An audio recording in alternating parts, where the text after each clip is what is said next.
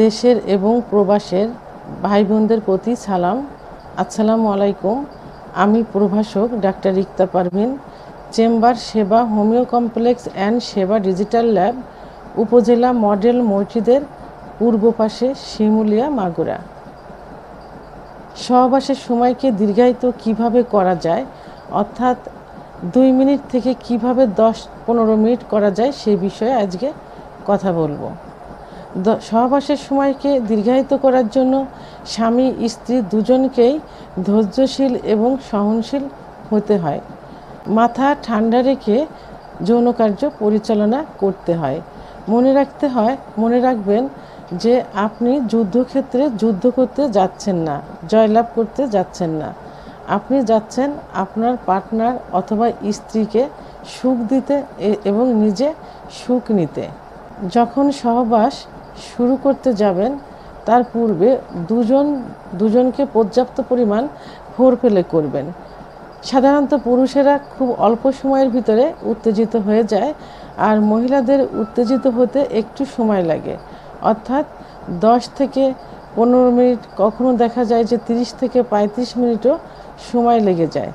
এই জন্য দুজনকে পর্যাপ্ত পরিমাণে ফোরপ্লে করবেন। যখন দেখবেন যে চরম উত্তেজিত হয়ে গেছেন, ঠিক সেই মুহূর্তে যৌন কার্য শুরু করবেন। আচ্ছা, যৌন কার্য শুরু করার পর যখন আপনার প্রাইভেট অঙ্গ স্ত্রীর যোনির মধ্যে প্রবেশ করবেন এবং 5 থেকে 6 বার সঞ্চালন করার পর যখন বুঝতে পারবেন যে আপনার বীর্যপাত হয়ে যাচ্ছে, ঠিক সেই মুহূর্তে আপনি আপনার প্রাইভেট অঙ্গ সরিয়ে আনবেন যোনিপথ থেকে, স্ত্রী যেন সেটা বুঝতে না পারে। তবে স্ত্রীকে উত্তেজিত অবস্থা থেকে সরিয়ে আনা যাবে না, তাকে পর্যাপ্ত পরিমাণে ফোরপ্লে করবেন। যেখানে ফোরপ্লে করলে সে উত্তেজিত অবস্থায় থাকে, ঠিক সেখানেই ফোরপ্লে করবেন এবং কথা বলবেন, গল্প করবেন। এর মধ্যে দেখবেন যে আপনার প্রাইভেট অঙ্গ নিস্তেজ হয়ে গেছে।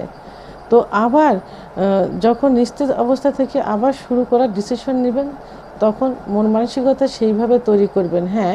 তবে যৌন কার্য পরিচালনার পূর্বে, অর্থাৎ সহবাসে আসার পূর্বে আপনি কিছু খাবার খেয়ে নেবেন, যেমন 1 গ্লাস কুসুম গরম দুধ, 1টা ডিম, 1টা কলা, 2টা খেজুর, 2টা কাজু বাদাম, অন্তত সহবাসের 1 ঘন্টা আগে এইগুলো খেয়ে নেবেন।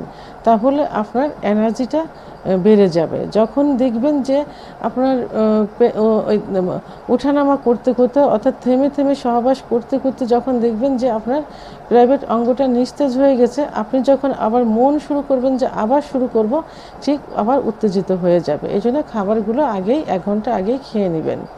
তো যখন প্রাইভেট আবার যৌন কার্য পরিচালনা করবেন, তখন আবার সেইভাবে নিজেকে প্রস্তুত করে যৌন কার্য শুরু করবেন। আবার 5 থেকে 6 বার সঞ্চালন করার পর যখন আবার বীর্যপাত হওয়ার সম্ভাবনা হবে, ঠিক তখন আবার এইভাবে বের করে ফেলবেন। স্ত্রীকেও সেভাবে ফোরপ্লে করতে থাকবেন। এভাবে পর্যায়ক্রমে কয়েকবার করলে দেখা যাবে যে 10 থেকে 15 মিনিট আপনি হাতে সময় পেয়ে যাবেন। আচ্ছা, এটার জন্য আরেকটা পদ্ধতি অবলম্বন করা যায়, অর্থাৎ প্রাইভেট অঙ্গ অত্যন্ত সেন্সিটিভ, যেখানে স্ত্রীর যোনির মধ্যে যে স্পট জায়গা থাকে, ওর স্পর্শ পেলেই এটা উত্থান হয় এবং কয়েকবার সঞ্চালন করলেই বীর্যপাত হয়ে যাওয়ার সম্ভাবনা হয়ে যায়। এই জন্য অ্যানেস্থেটিক জাতীয় কিছু ব্যবহার করবেন। এর মধ্যে যেমন কন্ডোমটা কিন্তু রাবার জাতীয়, এটা ব্যবহার করলে সহজেই প্রাইভেট অঙ্গের স্কিনে কিন্তু ওইভাবে স্পর্শ হবে না, অর্থাৎ একটু দেরিতেই আপনার বীর্যপাত হবে। আবার আপনি এটাও করতে পারেন, অ্যানেস্থেটিক জাতীয় ভ্যাজলিন অথবা জেলি ব্যবহার করতে পারেন। যেমন আমরা শীতের সময় যে ভ্যাজলিনটা ব্যবহার করি, এটা কিন্তু অনেকটাই অ্যানেস্থেটিক জাতীয়, অর্থাৎ অবশ ধরনের। এই ভ্যাজলিনটা আপনি ব্যবহার করতে পারেন। এটা প্রাইভেট অঙ্গের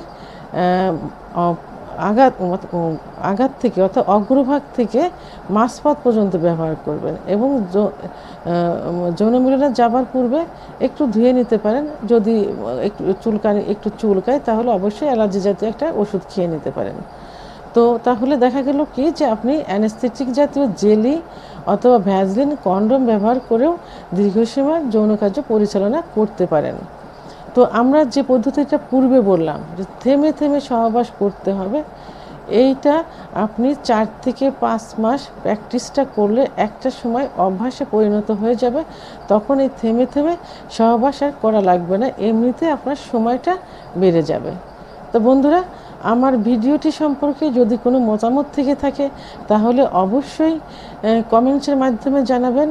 আর ভিডিওটি ভালো লাগলে লাইক, কমেন্ট, সাবস্ক্রাইব করে আমার সঙ্গে থাকুন। আল্লাহ হাফেজ।